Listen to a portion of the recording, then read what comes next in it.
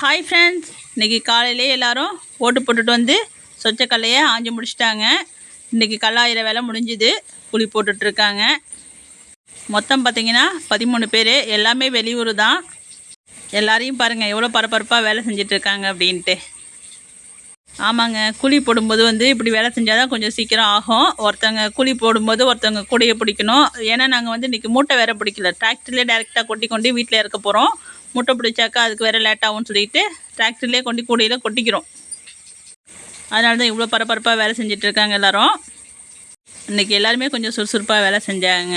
ஏன்னா எல்லோரும் நேரத்தே வீட்டுக்கு போகலாம் அப்படின்ற ஒரு ஆர்வம் தான். ஒரு 2-3 பேர் மட்டும் உட்காந்துட்டாங்க. அவங்களாம் ரொம்ப முடியாதவங்க உட்காந்துட்டாங்க. எங்கள் ஊர்லலாம் 12க்கு 1 தான் கூலி போடுவோம். உங்கள் ஊரில் கூலி எப்படிங்கிறத சொல்லுங்கள். 12 கூடைக்கு ஒரு கூடை கூலி. 12 கூடை நாங்கள் எடுத்துக்கிட்டு ஒரு கூடை அவங்களுக்கு கொடுப்போம்.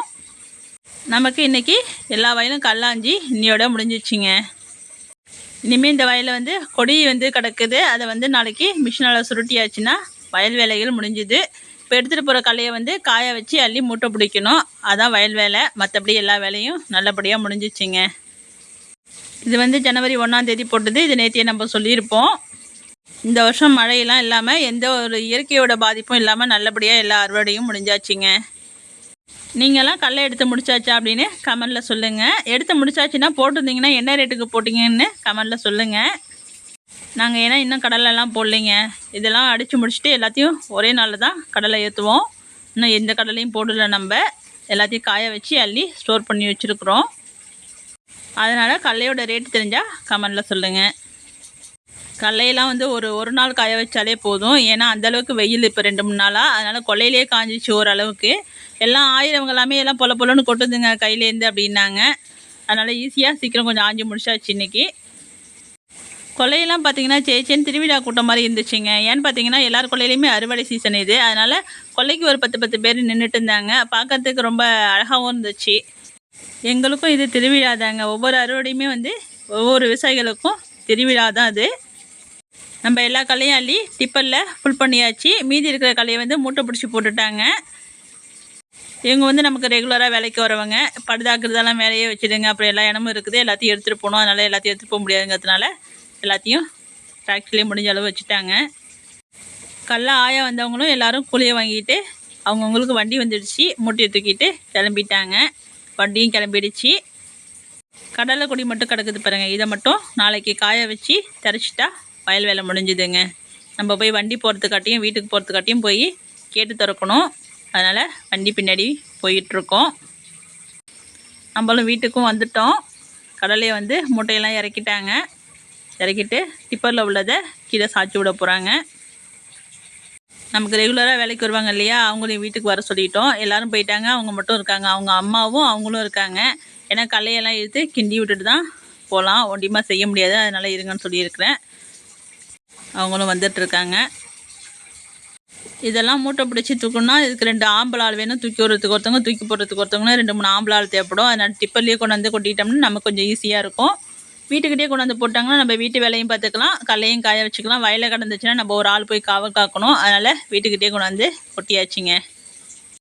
கல்லையை கொட்டுறாங்க. அது எவ்வளோ அழகாக கொட்டுது பாருங்கள். அப்படியே கொஞ்சம் கொஞ்சமாக நவுத்தி வண்டியை நவுத்தி கொட்டிட்டு போனாங்க. ஏன்னா நமக்கு ஈர்த்து விடுறதுக்கு நல்லாயிருக்கும். அதனால தான். மிஷினரி வர வர நமக்கும் கொஞ்சம் வேலையெல்லாம் குறையுது. இருந்தாலுமே ஆளுங்க இல்லாமல் வேலை செய்ய முடியல. விவசாயத்தை ஆளுங்க இல்லாமல் செய்ய முடியல.